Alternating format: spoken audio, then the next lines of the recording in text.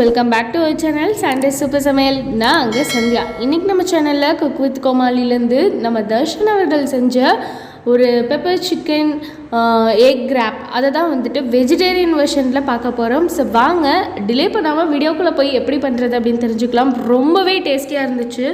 இது அந்த நான்வெஜ் ரெசிபியோட டேஸ்ட்டை வந்து ரெப்ளிகேட் பண்ணுமான்னு எனக்கு தெரியாது. பட் வெஜிடேரியன் வெர்ஷனில் இது வேறு லெவலில் இருந்துச்சு அப்படின்னு தான் சொல்லணும். எனக்கு ரொம்ப பர்சனலாக பிடிச்சிருந்தது. ஸோ கண்டிப்பாக ஒரு வாட்டி ட்ரை பண்ணி பாருங்கள். அதுக்கப்புறம் நான் சொல்ல வேணாங்க, நீங்களே வாரம் பண்ண ஆரம்பிச்சிருவீங்க. அந்த மாதிரி ஒரு சூப்பரான ரெசிபி தான் இது. ஸோ வீடியோக்குள்ளே போய் இது எப்படி செய்கிறது அப்படின்றத தெரிஞ்சுக்கலாம். பட் அதுக்கு முன்னாடி நீங்கள் இன்னும் நம்ம சேனலை சப்ஸ்கிரைப் பண்ணல அப்படின்னா ப்ளீஸ் டூ சப்ஸ்கிரைப்.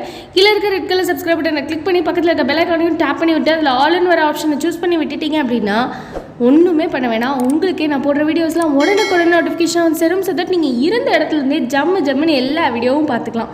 அண்ட் வாங்க வீடியோக்குள்ளே போகலாம்.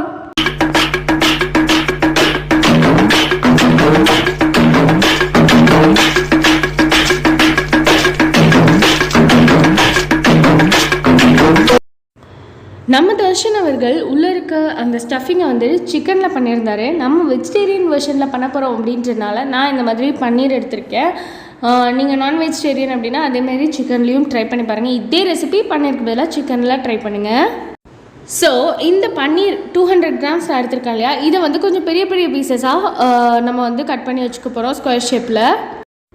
இப்போ நம்ம கட் பண்ணி வச்ச பன்னீரெல்லாம் ஒரு இதில் போட்டு கோட் பண்ணி அதை வந்து டீப் ஃப்ரை பண்ண போகிறோம். ஸோ அதுக்காக நான் ஃபர்ஸ்ட் வந்துட்டு 1 teaspoon amchur powder, try mango powder அப்படின்னு சொல்லுவாங்க இல்லையா, ஸோ அதை எடுத்திருக்கேன்.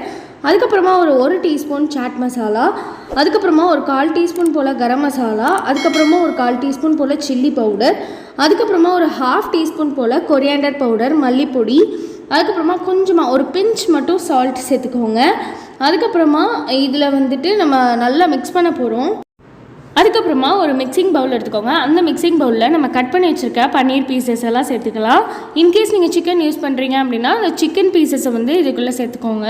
சேர்த்துட்டு இதில் வந்து 1.5 டேபிள் ஸ்பூன் வந்து கார்ன்ஃப்ளவர் நான் சேர்த்துக்கிறேன். இன்கேஸ் உங்கள்கிட்ட வந்து நிறைய பன்னீர் அப்படி போடுறீங்கன்னா அதுக்கேற்ற மாதிரி இன்க்ரீஸ் பண்ணிக்கோங்க. அதுக்கப்புறமா நம்ம இப்போ மிக்ஸ் பண்ணி வச்சோம் இல்லையா அந்த மசாலா, அதை வந்து ஒரு 2 ஸ்பூன் வந்து உள்ளே சேர்த்துக்கோங்க. இதை சேர்த்துட்டு நல்லா அதை வந்து டாஸ் பண்ணிடுங்க. அப்போ வந்து பன்னீரோட எல்லா சைட்லேயுமே வந்துட்டு நல்லா அந்த மசாலா ஃபுல்லாக கோட் ஆயிரும். மிக்ஸ் பண்ணும்போது கையில் பண்ணுறீங்க அப்படின்னா ரொம்ப ஜென்டிலாக பண்ணுங்கள், இல்லைனா இந்த மாதிரி டாஸ் பண்ணிக்கோங்க. அப்போ தான் நம்மளோட பன்னீர் வந்து உடஞ்சி தூளாக போகாமல் இருக்கும்.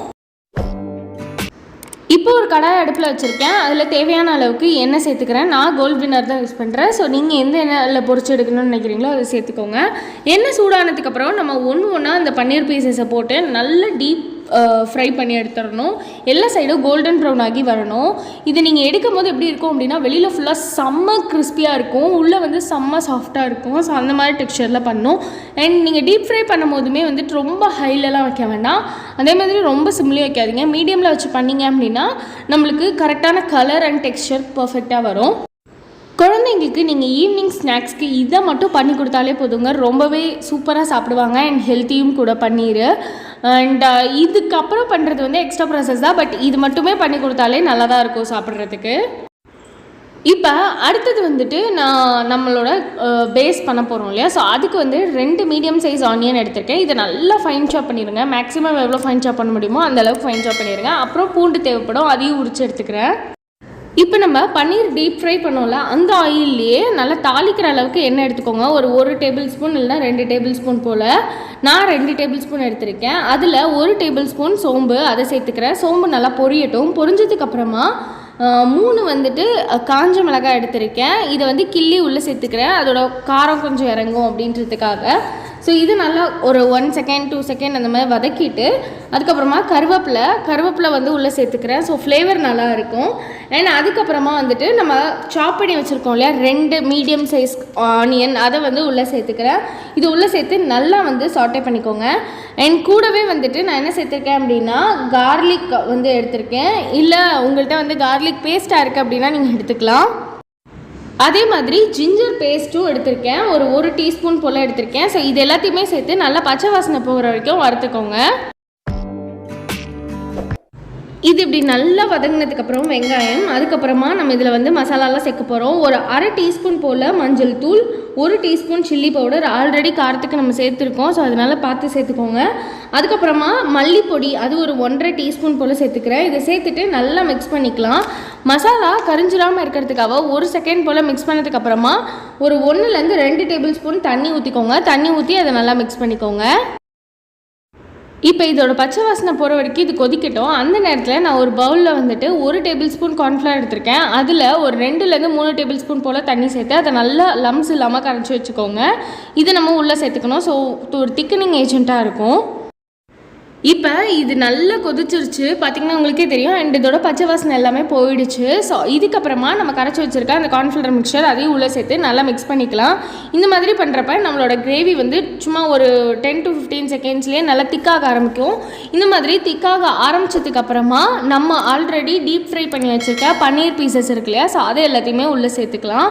உள்ளே சேர்த்து நல்லா ஜென்டலாக டாஸ் பண்ணி விடுங்க. ஸோ அப்படி பண்ணுறப்ப என்ன இருக்கும் அப்படின்னா, உள்ளே இந்த மசாலாஸ் எல்லாமே உள்ளே இறங்கும்.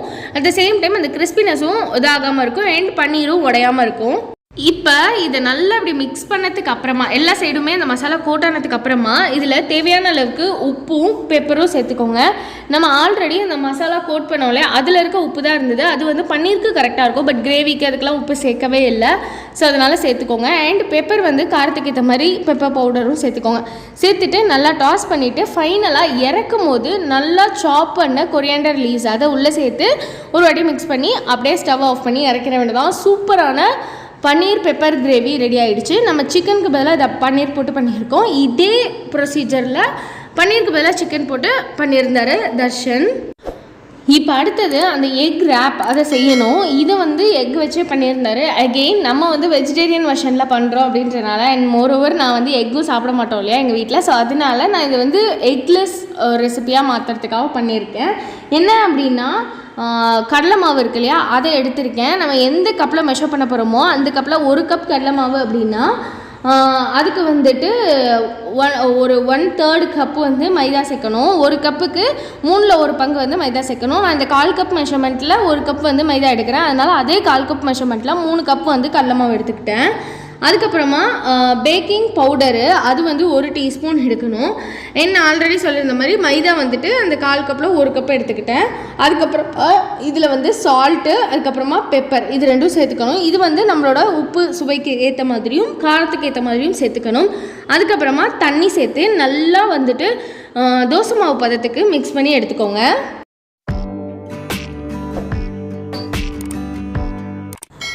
இப்போ அடுப்பில் வந்துட்டு நான் தோசைக்கல் வச்சுருக்கேன். இந்த தோசைக்கல் வந்து எடுக்கும் போது ஒரே ஒரு விஷயம் மட்டும் பார்த்துக்கோங்க, ரொம்ப குழியாக இருக்கும்ல அந்த மாதிரி கல் எடுக்காமல் ஃப்ளாட்டாக இருக்க மாதிரி கல் எடுத்துக்கோங்க, ரொம்ப ஈஸியாக இருக்கும். அப்படி இல்லைனா ஆம்லெட் பேன்லாம் இருக்கும்ல, ஸோ அந்த மாதிரி இருக்கிறத எடுத்துக்கோங்க.